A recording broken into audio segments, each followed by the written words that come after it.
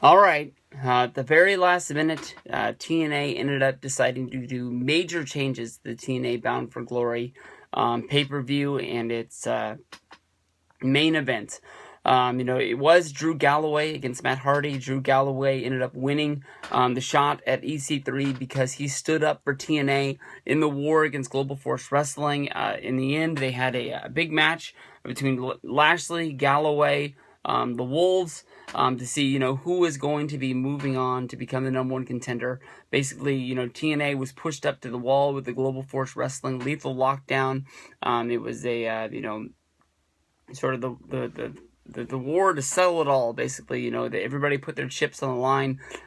Dixie Carter could have been removed, and Dixie Carter, in her sort of babyface role that she's in right now, was really grateful. So Drew Galloway, a guy that came over from WWE once he was released, as Drew McIntyre, he really didn't get the run that he should have. If you look back at what he was in 2010, 2011, people became very bored with him, and some people, like my buddy freaking Yeah88, thought it was mainly because of his long sort of walk to the ring, where basically it just took him like hours. He was the freaking Undertaker or something like that to get from the back. They had the boring, music, and he had the boring walk, and that led to him having boring, slow matches. But since being released from WWE, Drew Galloway said that it was his goal to get back on the WWE radar, get back to WWE, and be able to show them that they made a mistake by releasing him. He went to Evolve, where he became the Evolve champion almost right off the bat. And, he's having these really, really great matches, but I don't know why he would, sort of go to TNA. Maybe he saw the writing on the wall that once he was released, that maybe there's new people in power, that the people who didn't hire him, maybe he just thought that maybe he was fighting a cause that was not going to be able to have a winner. And so he decided to work on television, make the most TV he could. I thought that if it was EC3 against Drew Galloway, I thought that Bound for Glory was going to do exactly what Bound for Glory was going to do. But there were stories when basically they decided to do Bound for Glory in the Carolinas, saying that they thought that Charlotte was a great place for Bound for Glory because Matt Hardy and Jeff Hardy run these Omega shows, and with the Omega shows, they always find a way to draw.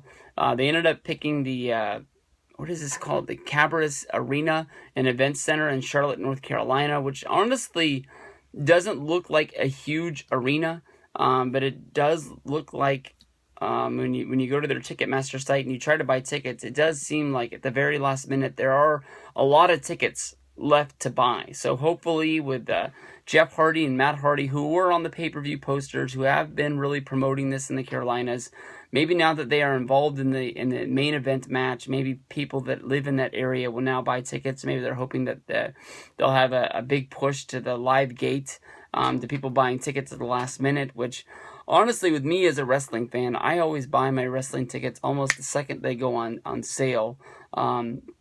There was that last SmackDown I was here in Sacramento where I was going to buy my ticket when I got to the arena, but it was a good thing that I didn't, because that ended up being the day that my truck broke down, and it just honestly, it was just because it was SmackDown. But this was being Bound for Glory, it being TNA's WrestleMania, with it just especially being a pay-per-view, I would have wanted to make sure that I was able to buy the best seat possible. And if you go now, you're able to buy a fourth row ticket. So I don't know. On Impact last night, they added Matt Hardy to the mix, making a three-way, of course, from the Global Force Wrestling versus TNA. War was going down. EC3 turned his back on Team TNA, basically decided that it wasn't his fight. Him keeping the TNA World Heavyweight Championship was more important than if Dixie Carter lost the company or if Jeff Jarrett took over. So he was involved in a singles push with Matt Hardy, who really stepped up to the plate and really did deliver really good matches. He wasn't able to get it done, but he believes that his quest is not done, so he just kept on fighting the fight. It didn't matter if it was against Tyrus or anybody else, but Dixie Carter said at the beginning of Impact that if Matt Hardy and Drew Galloway were able to beat EC3 and Tyrus in the main event, that Matt Hardy would be added to the main event.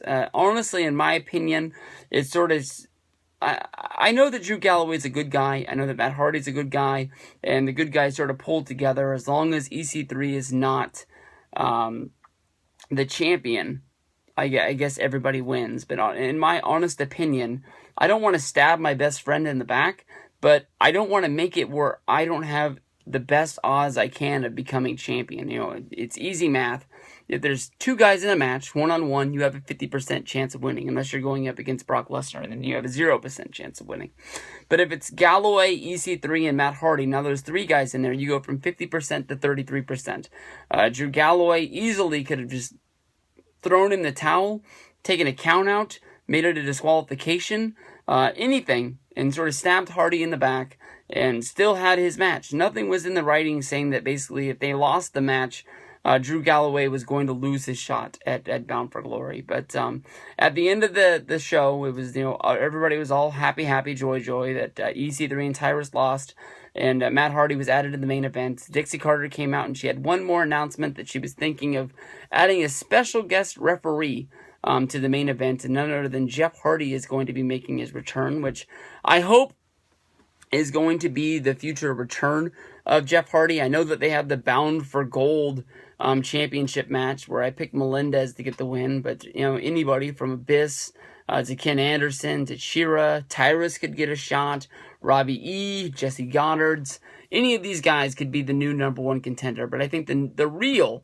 number one contender for if they do, I know that they're doing that one night only pay-per-view in New Orleans, but I don't even think that counts as a real pay-per-view. You know, if they have one more really big match, honestly, I want to see Angle get a shot at the championship one more time, to have that one more, go home match. But when it comes down to TNA as a company and building towards the future, Jeff Hardy is the guy that you want to be in that spot. He, was wrestling in tag matches, and he went out and he rode his dirt bike and he crashed it, and that led to TNA losing their biggest star at the time, especially with Angle leaving because of the injury in his neck and having to get the things removed.